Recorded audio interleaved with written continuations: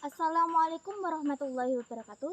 Perkenalkan, nama saya Alia Wulandari. Saya dari kelas DPIB 1. Di sini saya akan menceritakan sebuah cerita rakyat yang menggeledah. Cerita ini telah dikenal oleh masyarakat dengan judul Batu Menangis. Simak videonya ya. Dahulu kala, hiduplah seorang ibu dengan anak perempuannya yang bernama Darmi. Ayah Darmi telah meninggal. Dahulu mereka hidup berkecukupan. Namun setelah ayahnya meninggal, Ibu Darmi harus bekerja keras di ladang demi hidup mereka. Setiap harinya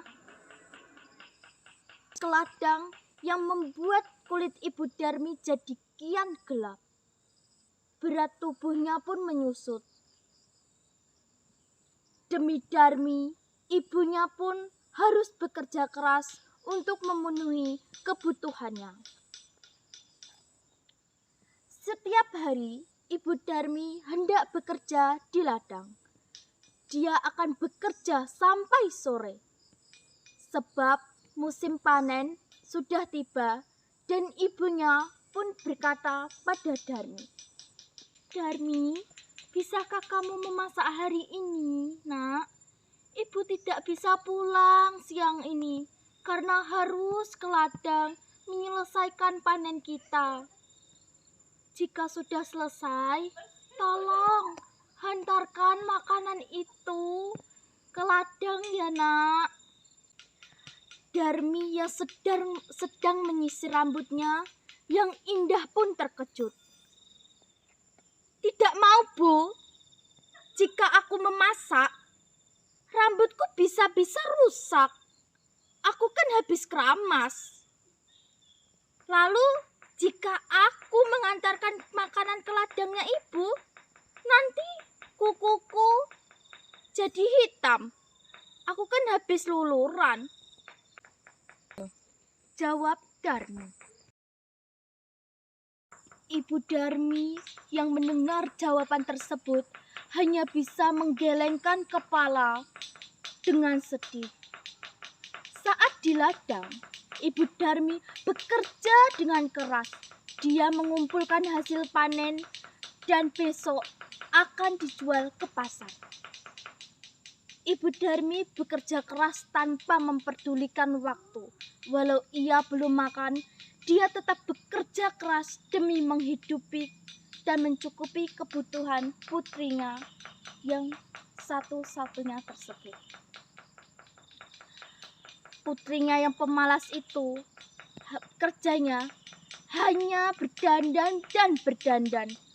Selain pemalas, anak gadis itu sikapnya manja sekali. Segala permintaan harus dituruti. Setiap kali ia meminta sesuatu kepada ibunya harus dikabulkan tanpa mempedulikan keadaan ibunya yang miskin. Setiap hari harus membanting tulang mencari sesuap nasi sekali mengajak Darmi.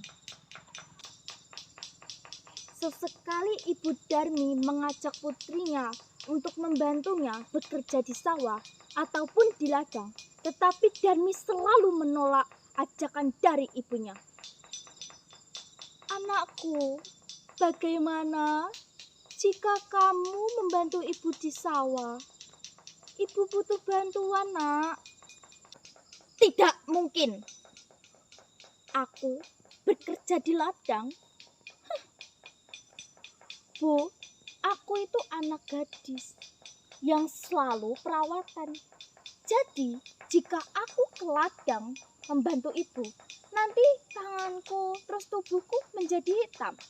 Kan di ladang emang pekerjaan ibu yang cocok untuk ibu. Jadi, aku ya di rumah saja. Tinggal menyisir rambutku saja. Jadi ibu nggak usah menyuruh aku ke ladang," jawab Darmi yang selalu yang selalu diucap setiap kali ibunya meminta bantuan kepadanya. Apa kamu tidak mau membantu atau sekedar kasihan pada ibu? Nak, apa sesekali kamu tidak mau membantu ibu atau memberi kasihan kepada ibu, Nak? Jawab Ibu Darmi. Di ladang itu hanya cocok untuk ibu. Aku tidak bisa bekerja di tempat kotor seperti itu. Ibu sudah berkeriput dan jelek. Tidak ada yang menyukai ibu. Jadi ya tidak apa-apalah ibu kalau bekerja di ladang. Pekerjaan di ladang juga hanya cocok untuk ibu.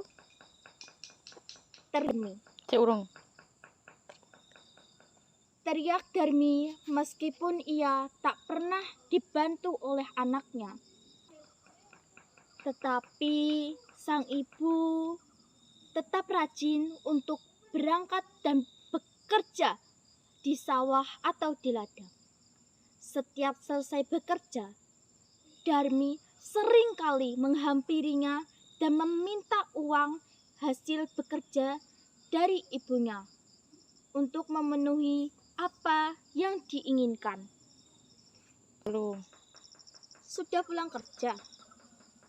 Mana uang dari hasil panennya?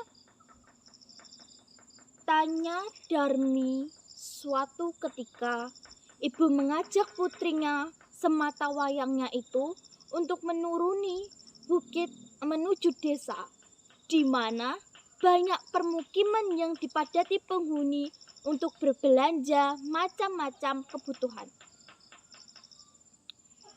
Desa tersebut terletak di lokasi yang teramat jauh dari rumahnya, tanpa kendaraan apapun. Sehingga untuk menuju desa itu membutuhkan waktu yang sangat lama dan matahari yang sangat terik. Darmi menggunakan pakaian mewah dan riasan yang cantik. Ia sengaja menggunakan pakaian sangat mewah dan riasan yang sangat cantik untuk memikat laki-laki yang berada di sana atau yang melewatinya. Ibunya yang sudah tua memiliki kondisi yang teramat sangat berbeda dengan putrinya. Sembari membawa keranjang belanjaan, ibunya menyadari bahwa mereka berdua adalah ibu juga anak. Hal itu karena perbedaan yang sangat jauh dan mencolok serta mereka berasal dari daerah yang terpencil. Setibanya di desa, benar saja mereka semua tak berhenti memandangi gadis itu. Para pemuda juga dibuat terpesona dengan kecantikan gadis itu, seolah tak pernah puas. Para pemuda itu tak mampu, tak berani mengalihkan pandangannya terhadap si Darmi karena terpesona dengan kecantikan si Darmi. Di tengah kerumunan, gadis itu menjadi pusat para pemuda. Menjadi pusat perhatian para pemuda. Hingga akhirnya ada seorang pemuda yang datang menghampirinya dan memberanikan diri untuk menyapa gadis itu. Jangan perempuan yang berjalan di belakangmu dan mengikutimu sepanjang perjalanan, apakah dia ibumu? Tanya pemuda itu. Gadis itu dengan tatapan kesal membalikkan pandangannya ke posisi yang mendahului ibunya karena dia malu mengakui ibunya yang berpakaian lusuh dan kucel tersebut. Jelas, dia bukan ibuku. Perempuan ini adalah pembantuku. Jelas. Bagaikan disambar petir, Perasaan sang ibu begitu terluka dan sakit. Tetapi sang ibu masih berusaha untuk menahannya dari segala luka yang diberikan anaknya. Darmi dan ibunya pun lantas melanjutkan perjalanan dengan kondisi yang sama. Di mana Darmi berjalan di depan mendahului ibunya. Tak lama kemudian, ada seorang pemuda lagi yang menyapa Darmi sembari menggoda gadis itu. "Hai gadis manis, siapa gerangan perempuan yang berjalan di belakangmu itu? Apa dia ibumu?" "Tentu saja bukan. Apakah kami terlihat seperti ibu dan anak? Apakah perempuan dekil itu pantas menjadi ibuku?" "Kamu tahu, dia adalah budakku," lanjut Darmi dengan perkataan pedasnya. Sang ibu berdoa memohon hukuman bagi Darmi.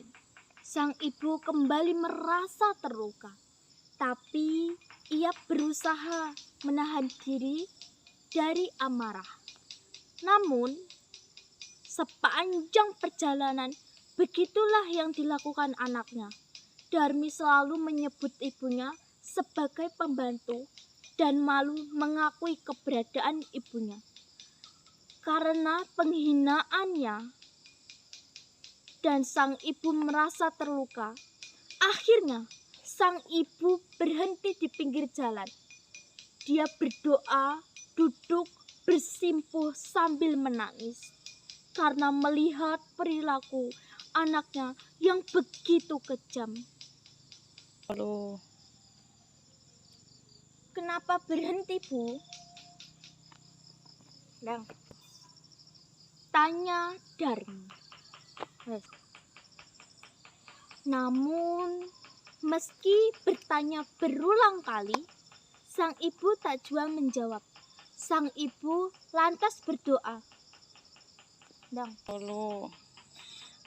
"Ya Tuhan, hamba memohon ampun bagi diriku yang lemah dan tak berdaya ini. Hamba sudah tak kuat menahan penderitaan ini. Hamba tak mampu menghadapi sikap angkuh putri hamba. Ya Tuhan, berikanlah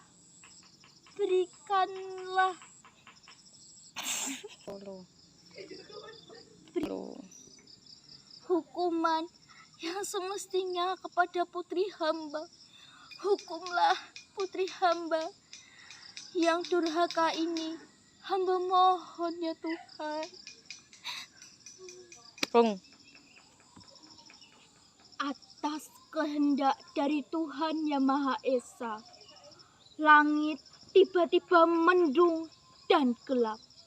Petir menyambar dari setiap sudut, seolah memperlihatkan amarah yang begitu besar.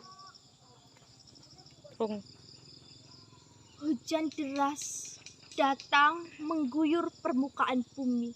Secara perlahan, tubuh Darmi menjadi kaku dan tak bisa digerakkan. Darmi yang merasa itu menjadi panik dan mulai berteriak.